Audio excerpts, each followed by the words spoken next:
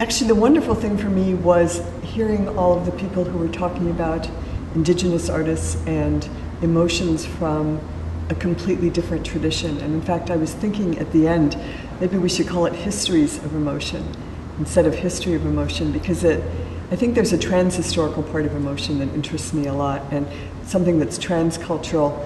And so knowing what persists and what happens in different places and different times is as important to me as what is different in different cultures. And so just sitting there and thinking, okay, how does this connect? How does it change? Was really a wonderful experience. I think it was an amazingly stimulating and challenging and yet also very supportive environment. I felt like I could, suggest things that I wasn't quite sure of, ask questions of people. It was very enlightening in that way. And the other side was just generating or manufacturing emotions. So in engineering, there's people that work on generation. So those will be the people who work on avatars or computer games or computer interfaces that express, in a way, emotions. And then the other people that detect. But when I'm detecting emotions, you are manufacturing. So, but I think in a way, even in social emotions can be manufactured. That's what politicians do.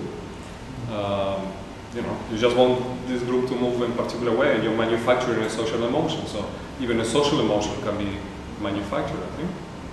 People make their living out of that. Say, for example, oh my God, I feel butterflies in my stomach, my palms are sweating, I can't breathe well, and I'll just leave it at that. We're not like that as human beings. We want to know what is it that we're feeling, and we like to attach semantic labels to these experienced states of feeling, and as a result of the semantic label, you'd say, oh, okay, all of these physiological things that I'm feeling are in fact anxiety. I'm going to run and get my Xanax, and I'm going to take my anxiety medication.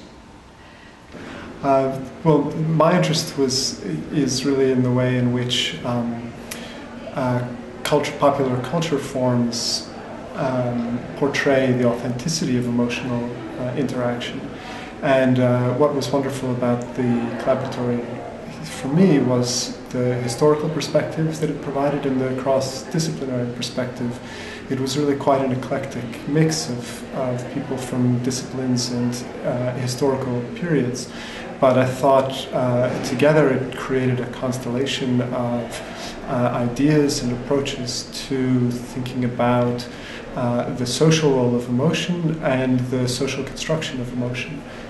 Well, for me, the highlight of the collaboratory was definitely the interdisciplinarity, and especially interdisciplinarity between Australian cultural expression, Indigenous material relating to emotions and how they're defined, that in contrast with European related material, and also the sciences. I think it was just great to have the involvement from computer sciences. Really good to see different approaches to the emotions and understanding them.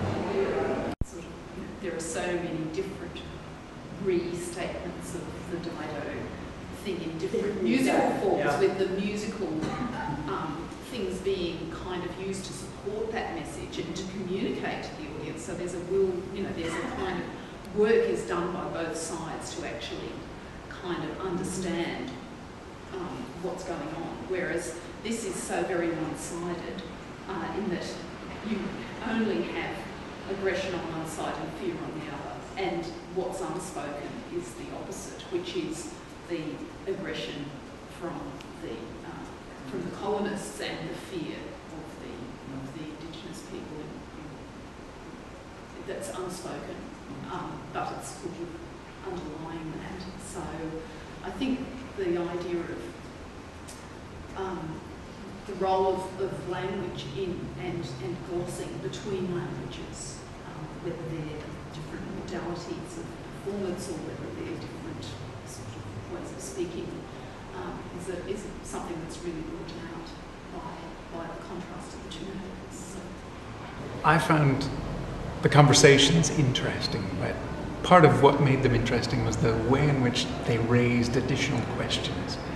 Questions about not just the fact that people talked about emotions and that emotions are thematized in so much of literature over so much of our history, but also ways in which these might change from one moment to the next, ways in which there are shifting conceptions of what the emotions are, and differences in how we come to understand what an emotion is and what its role is in our everyday lives, in our memories of things, in the way that we organize ourselves and our societies, individually as well as groups.